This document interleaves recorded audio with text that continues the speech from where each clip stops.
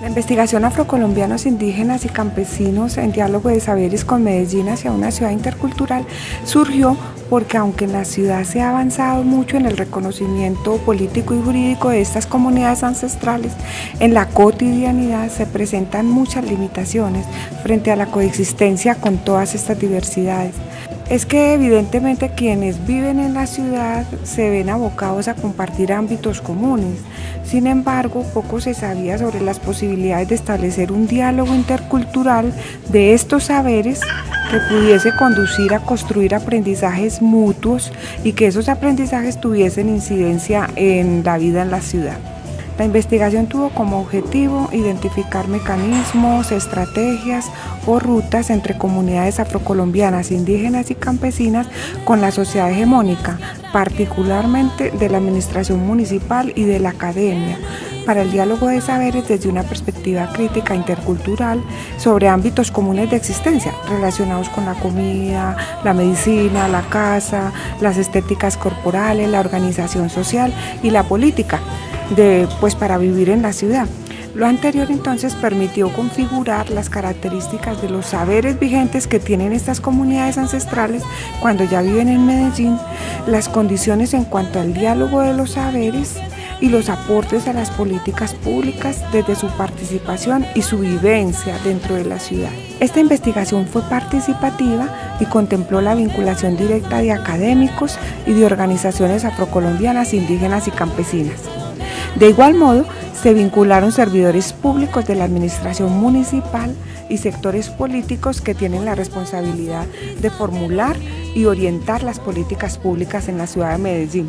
Durante más de un año se realizaron actividades acordes con las cosmovisiones propias de afrocolombianos, indígenas y campesinas, tales como las mingas de pensamiento indígena, las urambas afrocolombianas y los convites de ideas campesinas. Igualmente, se fomentaron los conversatorios interculturales sobre política pública, que fueron complementados con entrevistas y lecturas compartidas. El encuentro de la Rochela Intercultural finalmente nos unió con la perspectiva de una ciudad intercultural y las jornadas de interpretación con el colectivo intercultural nos permitieron revisar los resultados de todo este trabajo. En perspectiva intercultural, la ciudad requiere elevar el estatus de los saberes ancestrales, ampliar su participación en las políticas públicas, replantear el reconocimiento de su presencia, no victimizada y no pobre necesariamente. Revitalizar estas cosmologías de vida es urgente. Revisar la concepción de ciudadanía única que se tiene porque es homogénea, porque no permite la diversidad y porque legitima el sistema económico en el que vivimos y conduce a la negación no solo de los saberes de estas comunidades ancestrales, sino de los seres que tienen esos saberes, pudiendo en cambio aportar a otros sentidos de comunidad, de sociedad y de vida en una ciudad como Medellín que tanto lo necesita.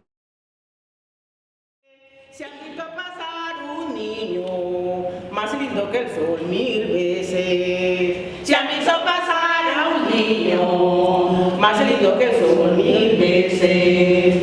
Escribillo tremo, tremo, hablaremos lo divino, cantemos la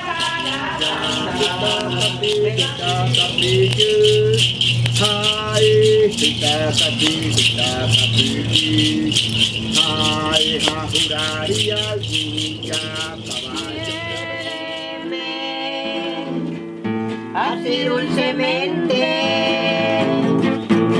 brindarme tus aguas puras. Quiero que seas la fuente donde mi alma ferviente calme tu sed de ternura. Quiéreme así dulcemente. El muchacho ve que el papá trabajando con una tecnología que es para el campo, que no es para enfermedad en la ciudad porque sí, si uno trabaja con todo químicos, pues en las ciudades van a venir enfermos y nosotros mismos. Pero trabajando con una técnica como nuestros antepasados. Y como dice Antonio, y es verdad, la tierra le da a uno lo que uno le pide. Lo que uno le pide. Y el decir de hoy en día, la gran mayoría, y aquí hay que pensar, y lo que usted dice también es otra cosa. Hoy en día el televisor, todo ese tipo de medios de comunicación y del sistema, está y los que faltan, invadiendo de un virus la mente a la persona que no los deja ver más de allá. No, es porque ellos ven afuera y se enamoran de todo ese elefante grandote blanco que hay afuera. Mis hijos, por ejemplo, de los 3 que tengo, hombres, el menor es el único que dice, mami, venga, sembremos estas maticas, porque los otros no, yo me voy a poner a sembrar matando, que en el colegio no me ponen a hacer eso, y no les les dicen, no, es que tenés que ganar tecnología. No cuesta enseñar o recordar a un niño que esa agua que nos llega puede ser tercero o quinto, 20 pisos, no viene del acueducto, viene de más allá, viene del espacio, del aire, de las nubes, de las montañas, de los árboles. No cuesta nada recordar, sembrar esa enseñanza al niño. ¿Qué cuesta sembrar en el corazón del niño de que ese arroz amarillito o otro papa, lo que sea, sabores o pimienta, lo que sea? Siempre el niño cree que eso viene del supermercado. Eso viene de la madre tierra, viene por ayuda del sol y del agua. Eso es lo que hay que ir sembrando al niño.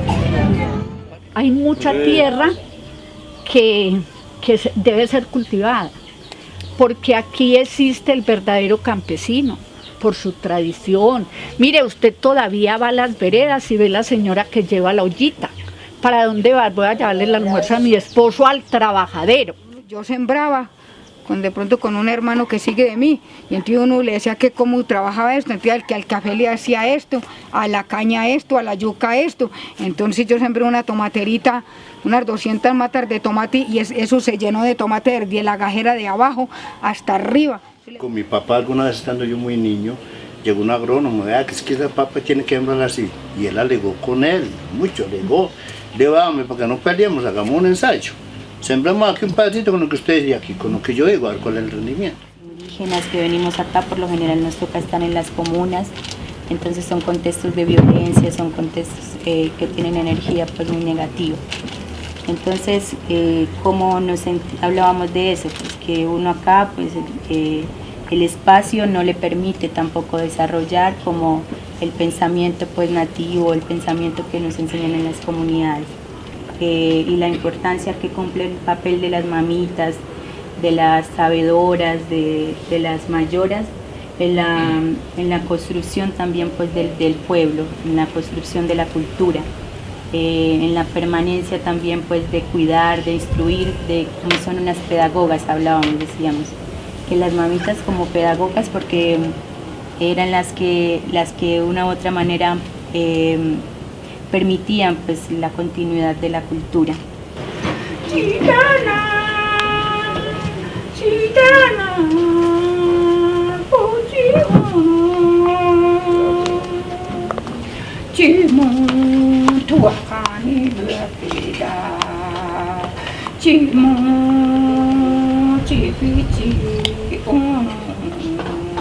Las casas de las comunidades está la tulpa, está el fogón en el centro pues, que es una manera donde nuestros abuelos nos cuentan las historias de nuestros pueblos, que nos cuentan, sí, pues ahí en la tulpa se ve como todo ese crecimiento pues también de la familia.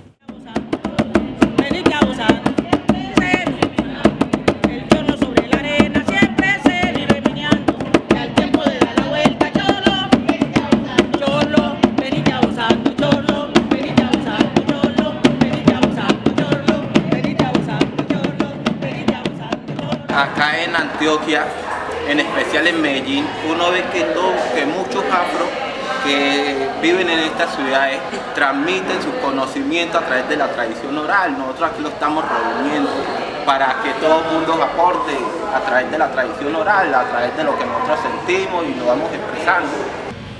La lengua palenquera recibe ese nombre porque es hablada en los sitios, en los lugares formados por quienes se escapaban de la esclavización y se quedaban sueltos, construían sus viviendas en bareque, como ustedes le llaman, nosotros decimos casas en palma, y la cercaban con unas murallas hechas en palo. Aquí en Medellín, allá en el Salado, aquí en la Iguaná, existían palenques, ¿ya? Que se fueron constituyendo y fueron desapareciendo a medida que avanzó el poblamiento de toda Antioquia.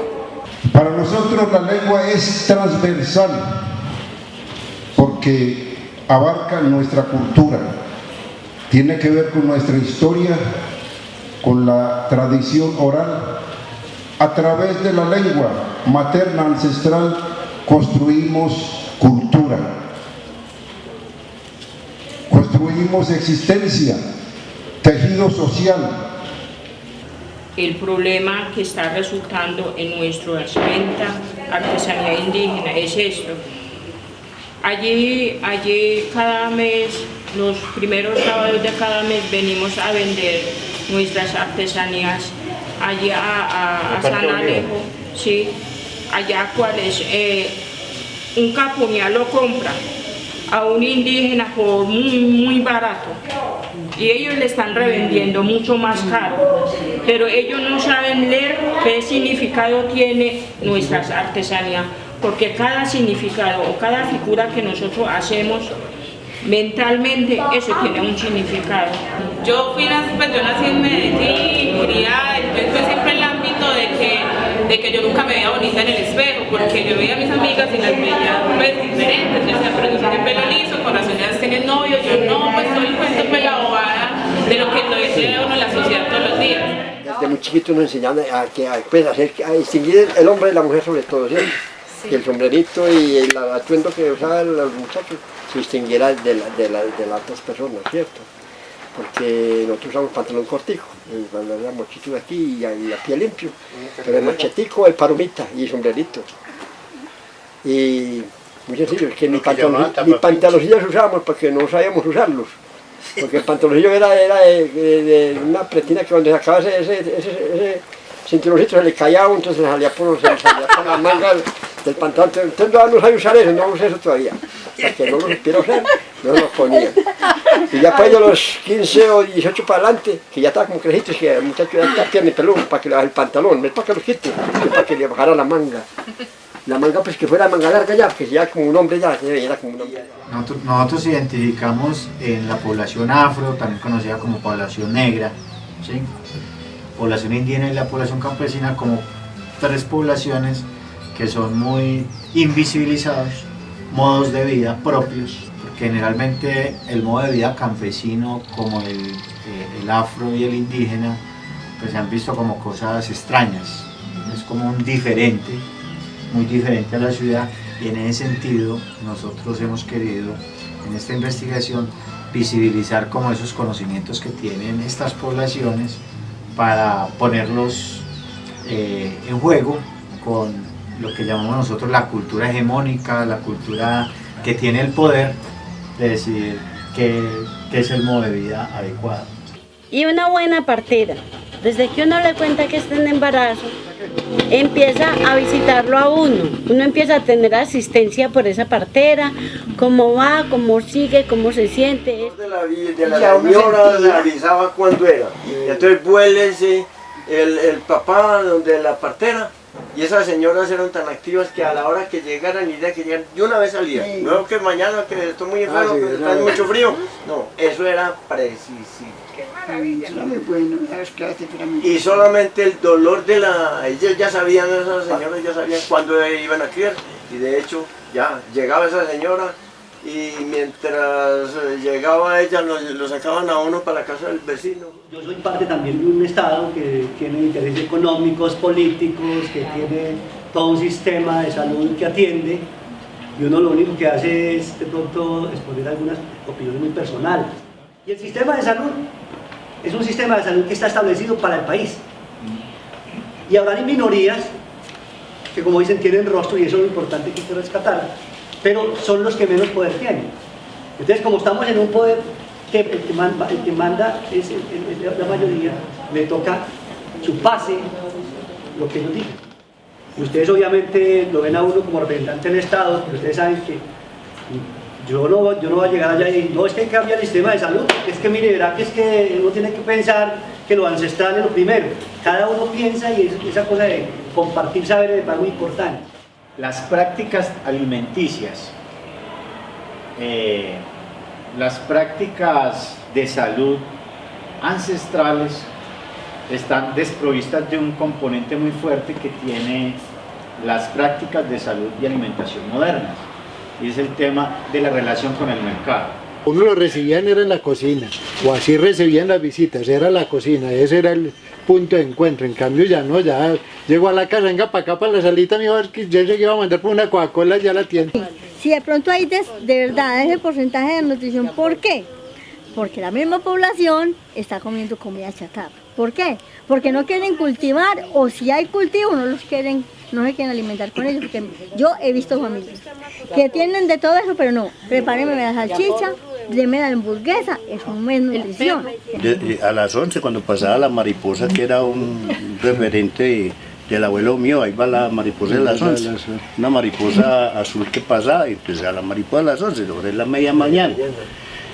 Y luego venía el almuerzo que era de pronto un sancocho de calambombo, unos huesos grandes. Uno se estresa, uno se tiene que acostumbrar a la comida, porque la comida acá en la ciudad no es plátano sancochado con pescado, sino que a todas horas tiene que ser arroz, frijoles. Sancocho de pescado con coco, arroz con coco, se llama bacalao de pescado o fricaché, y ensalada y un patacón. La ensalada sí es normal porque esa se consume a nivel nacional y mundial, pero los otros alimentos son autóctonos de la raza negra.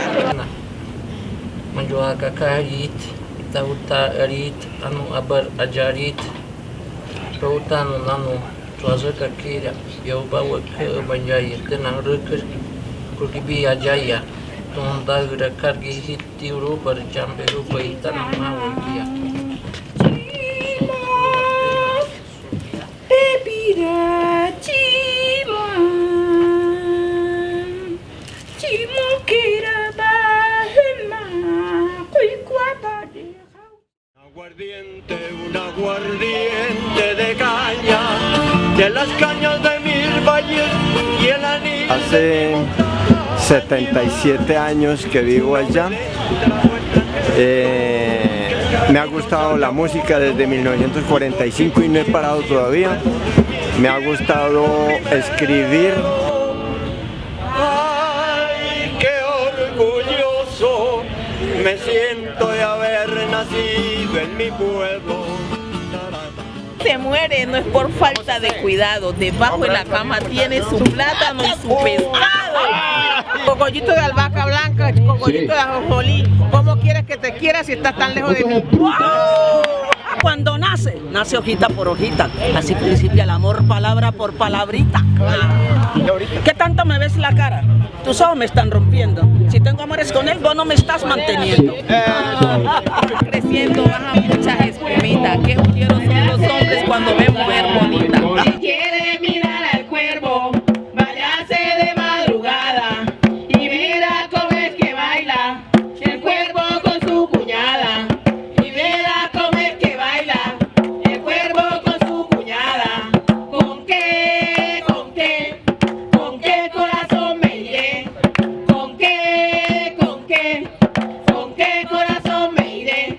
Ay, ¿con qué corazón me iré? Ay, ¿con qué corazón me iré? ¡Hombre! Rochela, en tiempos de la conquista, cuando estábamos conquistados por los españoles, habían unos lugares en donde se juntaban los indígenas los afros, campesinos y en general todos los que sufrían el maltrato de los españoles. Y se juntaban para poder comer lo que ellos comían, hablar de los temas de salud, de lo que ellos sabían, cantar, bailar, es decir, formaban su rochela. Medellín es una ciudad que tiene que pensar, nuestros gobernantes sobre todo, que no somos solo paisas, sino que ya también hay pueblos indígenas viviendo acá, hay pueblos afrocolombianos bastantes, y sobre todo hay un campesinado que está en los corregimientos y que de seguir hacia esa ruta del progreso pues también corremos el riesgo de desaparecer. ¿Para quién se está pensando la ciudad? Porque ni siquiera para los habitantes de las comunas periféricas de la ciudad. O sea, esta ciudad está siendo pensada como un motor económico, pero ¿para quién? Y entonces ahí es donde nosotros nos preguntamos es, ¿qué vamos a hacer? Una de las ventajas que hemos tenido en todos estos procesos de participación en los últimos tiempos es que como mínimo nos estamos conociendo. Yo creo que nosotros tenemos un gran reto como técnicos que trabajamos en estas administraciones públicas y es precisamente poder como iluminar esa toma de decisiones frente a las diferentes temáticas y demás problemas que se suman en una ciudad tan compleja como Medellín. Ojalá este tipo de iniciativas que se están dando como formulación de políticas públicas puedan llegar a impactar positivamente en esos planes y en esos asuntos que resulten más estratégicos y que no solamente se den en una administración cualquiera. Nuestra inquietud al inicio sobre si hay un enfoque diferencial, en este caso étnico, y si se quiere también comunitario, que vaya más allá de los indicadores y más allá de las cifras de atención y que tenga que ver con la comprensión de las comunidades con todo su legado cultural. Haciendo como un análisis de lo que ustedes plantean, yo creo que hay un fuerte grado de complejidad entre la administración pública y la participación ciudadana en este momento y ha sido pues digamos que de toda la década.